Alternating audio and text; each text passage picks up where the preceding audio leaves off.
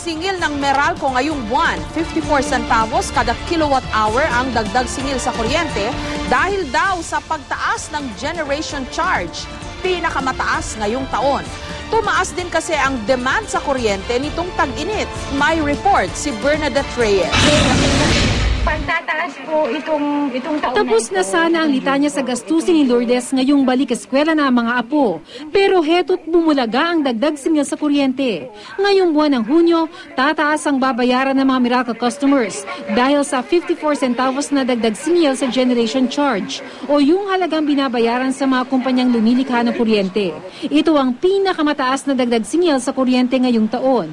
Kung susumahin mula Enero hanggang Hunyo, 63 centavos na ang kabuuang itinaas ng singil sa generation charge. Kaya naman lahat ng pagtitipid, ginagawa daw ni Lourdes. electric fan namin kailangan pag matutulog lang. Tsaka yung rip namin kailangan hindi bukas-sara para hindi makonsumo ng kuryente. Kung tulad ni Lourdes na 200 kilowatt hours ang buwan ng konsumo mo sa kuryente, dagdag na 108 pesos ang babayaran.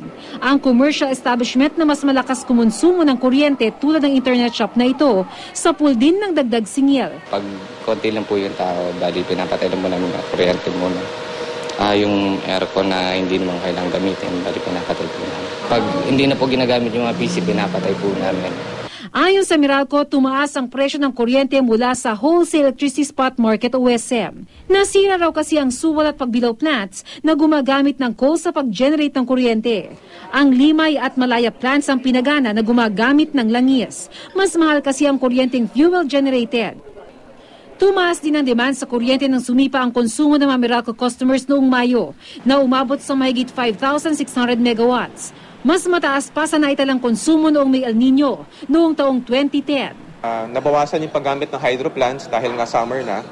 At nabawasan din yung paggamit ng mga coal plants dahil they were on outage maintenance. It was made up by the more expensive oil-fired power plants, so we did not experience any outages.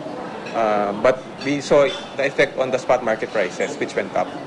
Ngayong pumasok na ang tag-ulan, inaasang bababa na rin ang pagkonsumo sa kuryente. Pero para lalo pang maipababa ang inyong electric bill ngayong buwan ng Hunyo, maging wais sa paggamit ng ilaw at mga appliances. I-off ang ilaw at i-unplug ang mga appliances kung hindi ginagamit. Magplansya sa gabi kung kailan mas mura ang kuryente. Masinop na paggamit sa ating mga household appliances, making sure they are in good condition. Bernadette Reyes, GMA News.